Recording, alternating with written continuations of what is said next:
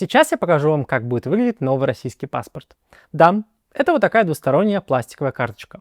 По размеру он идентичен банковской карте или водительским правам. Теперь вы наконец-то будете избавлены от необходимости таскать с собой громоздкий паспорт, чтобы купить себе энергетик или сигареты. И также там больше нет страниц с печатями о прописке, браке и детях. Ой, нет, стойте, это не та картинка, подождите. Вот та картинка. Вот он, новый российский паспорт будущего. Минималистический QR-код, в котором зашифрована вся необходимая информация о вас. Его не нужно печатать, не нужно носить в кармане. Он всегда с вами, в телефоне, в приложении госуслуг. Стоп, подождите, что-то опять не то. Видимо, Бог Троицу любит, поэтому давайте еще раз. Вот он, это новый паспорт гражданина России. Теперь он синий, без цвета имперской крови, а поистине голубой свободы. И это не просто документ, а 36 страниц истории, каждая из которых рассказывает о сердце страны. От величия Москвы и Санкт-Петербурга до северных лесов Карелии, от атомных прорывов до детских героев. Стоп, подождите, то есть в итоге в России теперь будет 3 разных документа, и каждый сможет выбрать себе удобный формат? Хочешь бумажную книжку с печатями, то держи синий паспорт. Хочешь, чтобы все было компактно, но все равно хочешь что-то держать в руке, вот тебе пластиковая карточка. А для любителей цифровизации всего нового, QR-код в телефоне, по которому тебя будут везде отслеживать. Да пожалуйста, держи и не забудь в мессенджере Max зарегистрироваться. А теперь давайте на чистоту. На самом деле, 2 из 3 упомянутых мной здесь идей настоящие. А какая из них ложная, я расскажу в ходе видео. Ведь самое время разобраться, как устроен главный документ в жизни гражданина России. Его паспорт.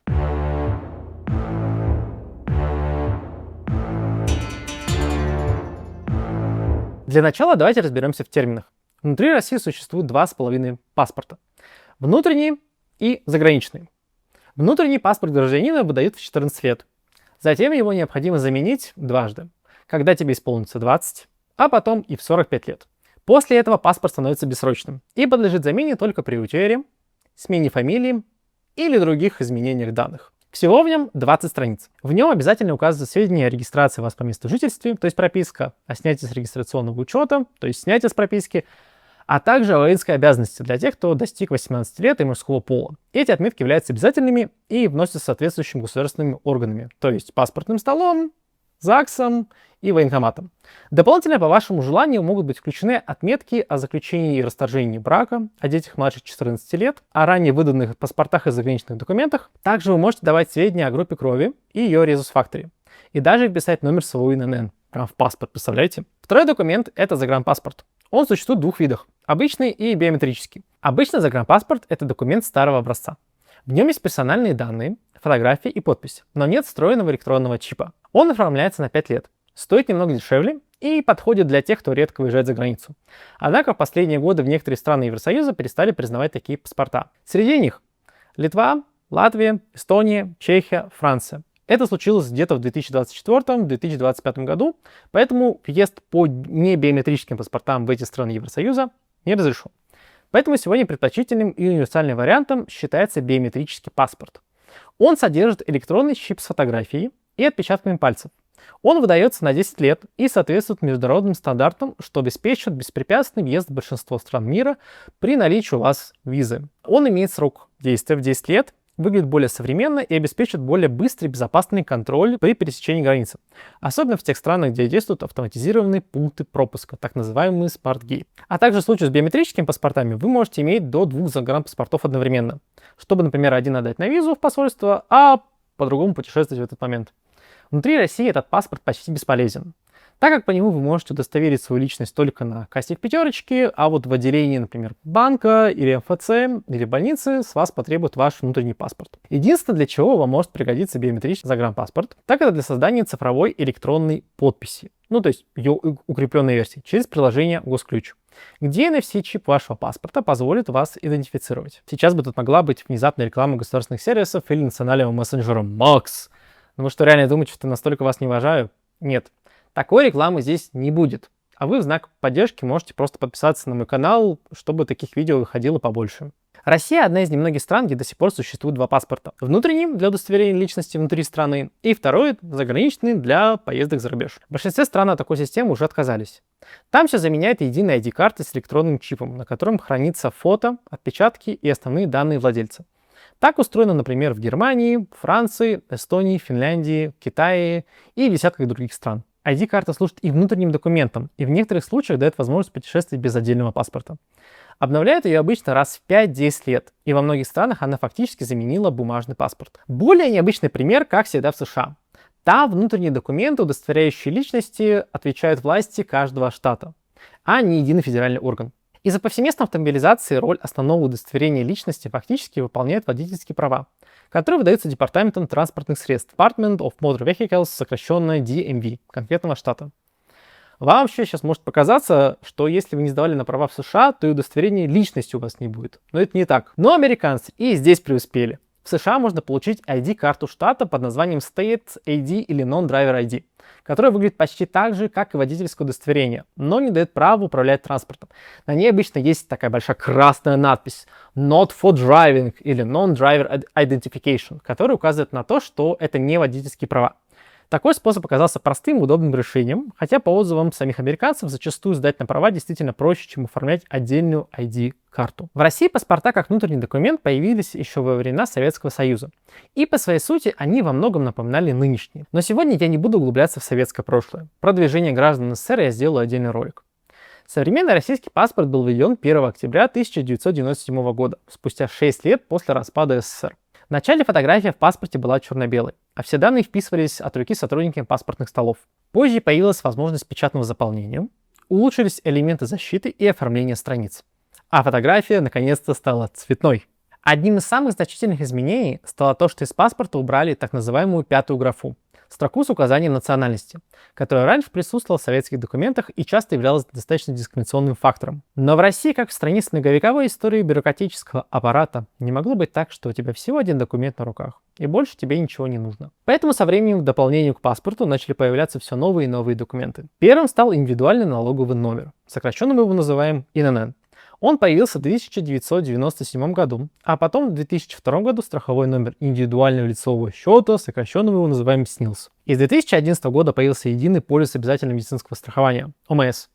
Вообще такой полис существовал еще с 1993 года, но именно в 2011 году он получил свой узнаваемый синий цвет и абсолютно гигантский размер, чтобы вам было его максимально неудобно таскать с собой к врачу. Внедрение ИНН в 1997 году прошло далеко не гладко.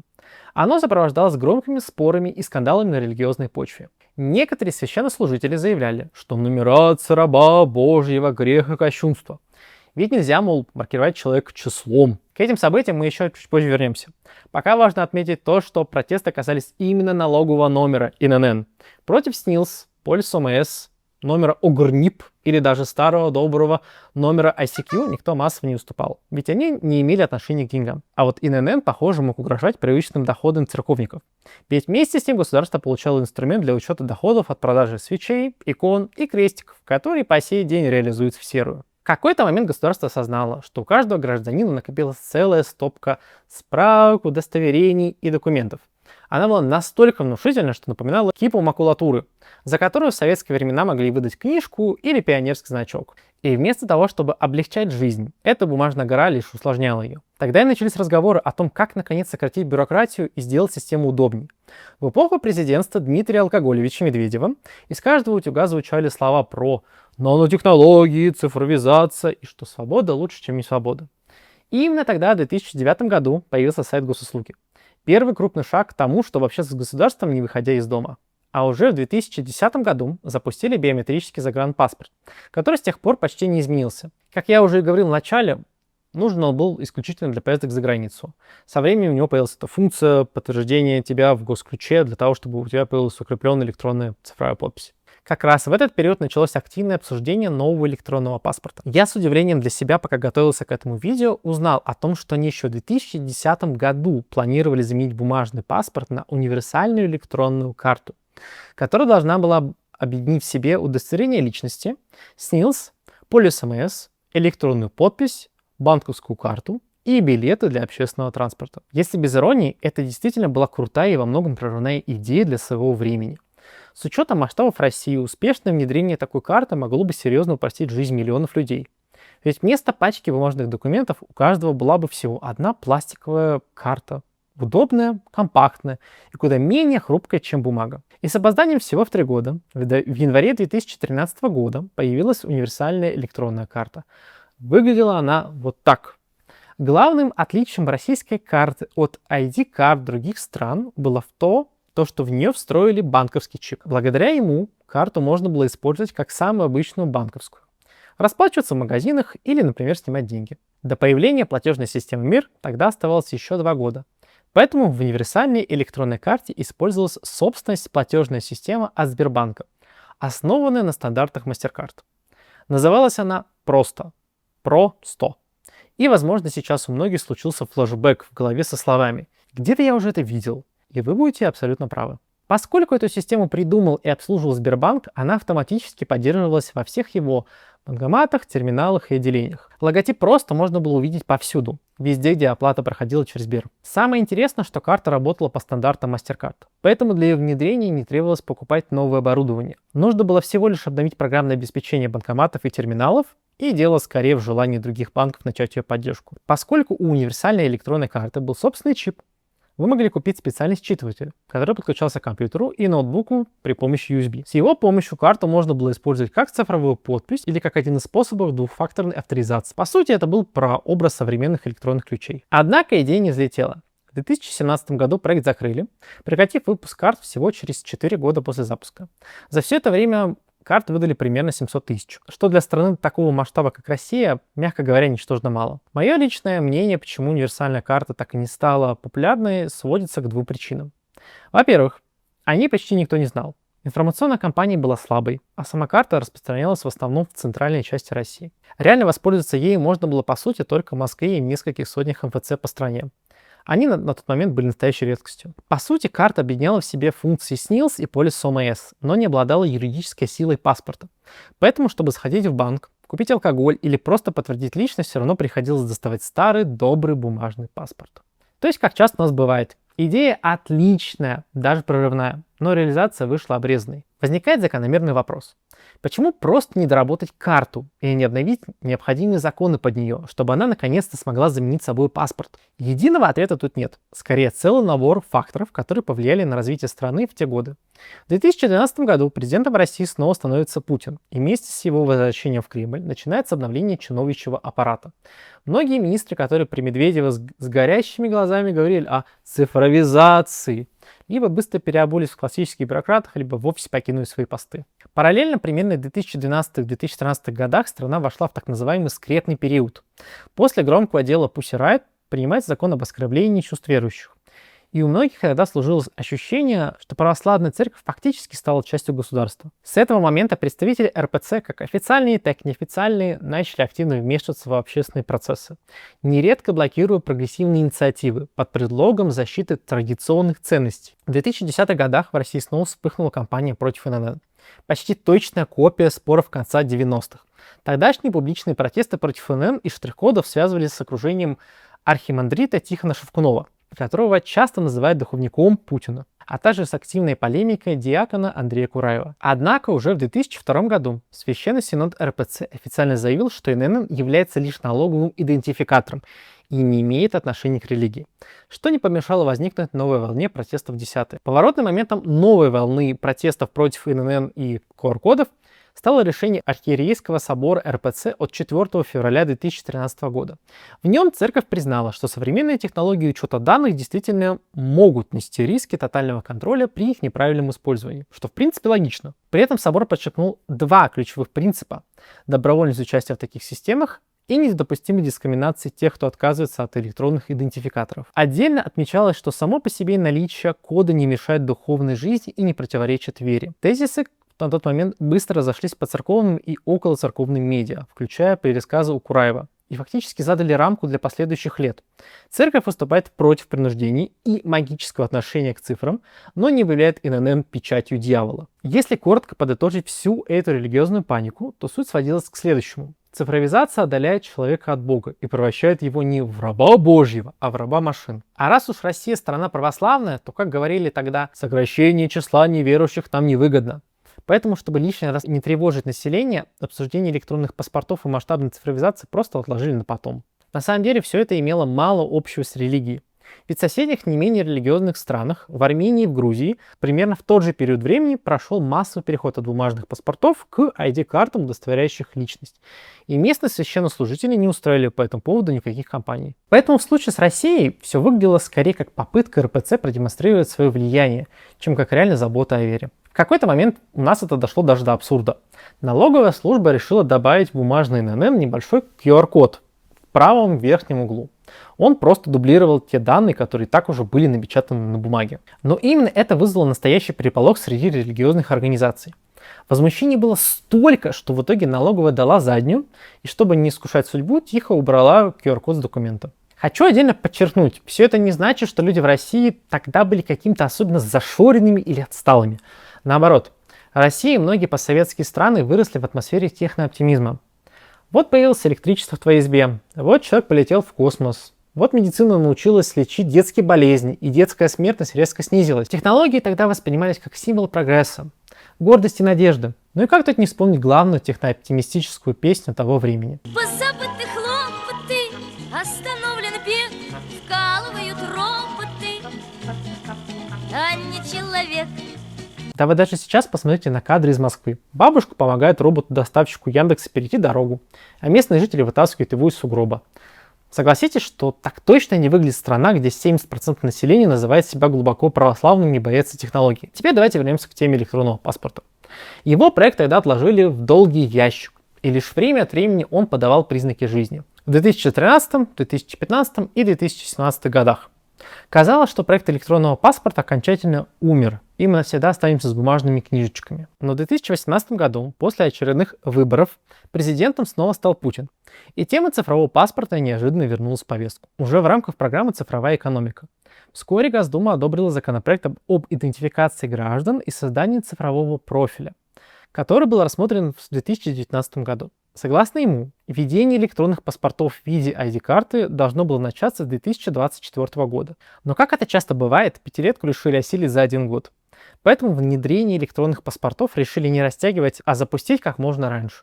Выдачу планировали начать в июле 2020 года в Москве, а потом постепенно расширить на остальные регионы. Предполагалось, что бумажные паспорта перестанут выдавать уже в 2022 году. Хотя ранее выданные паспорта останутся действительными либо до окончания срока, то есть до 45 лет, либо до окончания жизни этого человека, если паспорт был получен после 45 лет. Также планировалось, что к 2023 году появится мобильное приложение, скорее всего в составе госуслуг, с электронным паспортом прямо у вас в телефоне. По проекту предполагалось, что он должен быть равноценен бумажному и пластиковому паспорту. Параллельно с электронным паспортом планировалось перевести в цифровой формат и водительское удостоверение, а также свидетельство о регистрации транспортного средства, сокращенно СТС. Оно должно было перейти в электронный формат в виде QR-кода. Эту часть, кстати, удалось реализовать. Прямо сейчас вы можете в приложении госуслуги авто показывать инспектору ДПС свои документы прямо с телефона. Правда, пока это скорее удобное дополнение, чем полноценная замена. По закону вы все еще обязаны предъявить оригиналы документов по запросу сотрудника полиции. А вот с электронным паспортом все пошло не по плану. Главную роль сыграл коронавирус, который буквально перевернул привычную нам жизнь.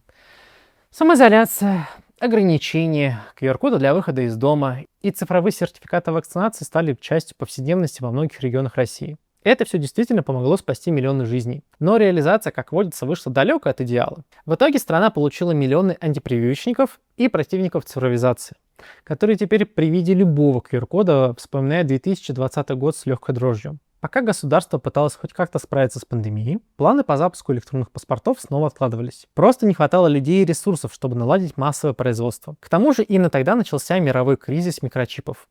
И Гознак физически не мог обеспечить нужное количество компонентов для новых паспортов. Так что проект снова отправили на неопределенную паузу. С 1 июля 2020 года по 31 декабря 2021 года в Москве проходил эксперимент по использованию приложения «Мобильный идентификатор». Участвовать в нем могли все граждане старше 18 лет.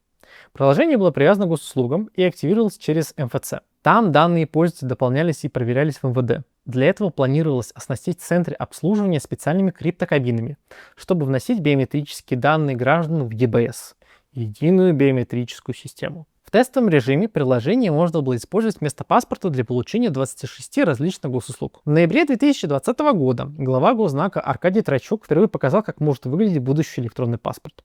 Уже через несколько недель МВД объявило, что в Москве выдача таких паспортов начнется до 1 декабря 2021 года. Весной 2021 года появился указ президента, в котором было прописано: электронные паспорта и мобильные приложения должны заработать по всей стране с декабря 2021 года. Сначала в Москве, а затем и в других регионах, но не позже июля 2023 года. В мае МВД еще раз подтвердило сроки, а 29 сентября официально заявило, что технически все готово к запуску.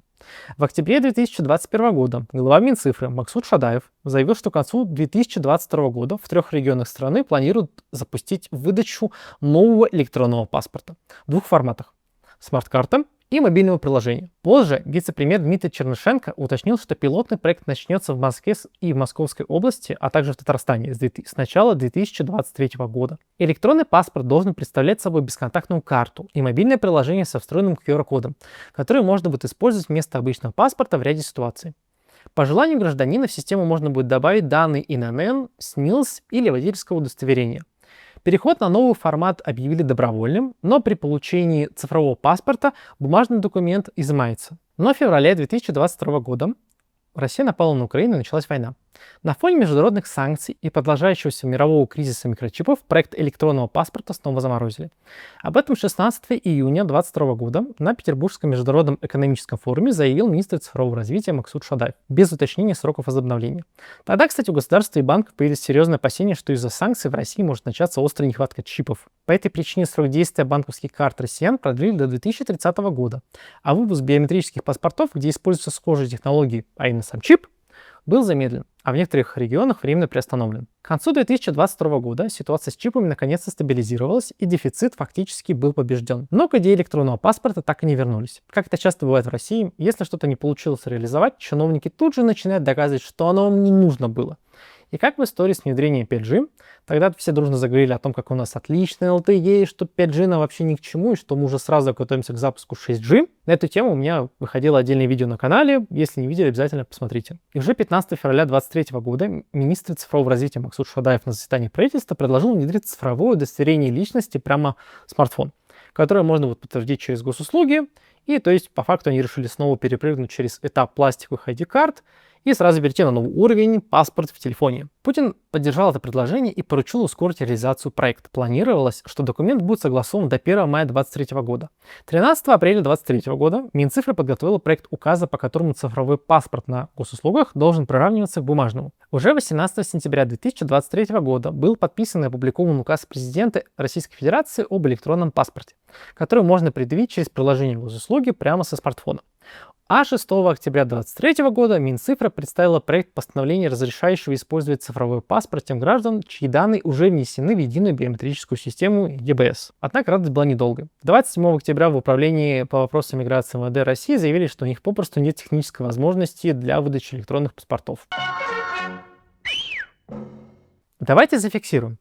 От идеи электронного паспорта с чипом в итоге отказались. Хотя официально вроде бы все было готово. До конца непонятно, связано ли это с войной, санкциями или просто нежеланием перестраивать всю бюрократическую систему под новый документ. И вот тут внимательный зритель, наверное, спросит: а что там с другими вариантами, с QR-кодом и синим паспортом, который ты в начале видео показывал? Спасибо, что напомнили, а то я действительно мог бы и забыть. В 2024 году вышло масштабное обновление приложения госуслуги для iOS и Android. И одной из главных новинок стала отдельная вкладка с документами. Теперь все наши данные, паспорт, полис ОМС, СНИЛС и ИНН хранятся в одном месте. Их можно показывать по QR-коду даже без интернета. В первой неделе после запуска можно было предъявить QR-код с паспортом, внутри которого в текстовом виде хранились все паспортные данные. Но вскоре эту возможность тихо убрали без объяснения причин.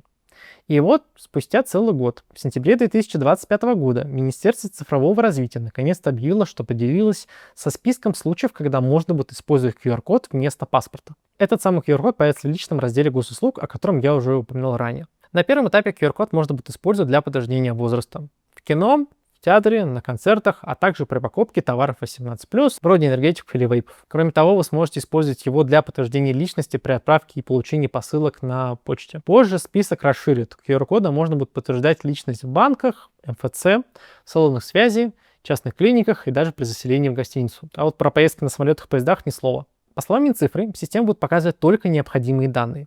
Например, в кино сотрудник увидит лишь ваше фото, без доступа к остальной информации с паспорта.